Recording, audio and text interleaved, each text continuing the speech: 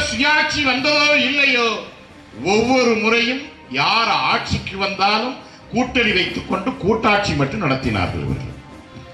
அது கூட்டாட்சி அல்ல, கொள்ளையடிப்பதற்கு ஒரு கூட்டணி ஆட்சி. அதுதான் இந்த கொள்கை விளக்க பொதுக்கூட்டம் என்று போட்டிருந்தாலும் தவறு கிடையாது. ஏனென்றால் இன்றைக்கு தமிழ்நாடு முழுக்க கொள்கையை பற்றி பேசுவது நாம் தமிழர் கட்சி மட்டும்தான். அதற்கான தகுதி நாம் தமிழர் கட்சிக்கு மட்டும்தான் இருக்கின்றது. மித்த எந்த கட்சி போட்டாலும் கொள்ளையடிப்பது எப்படி வேண்டும் என்றால் அவங்க போடலாம் தலைப்பு.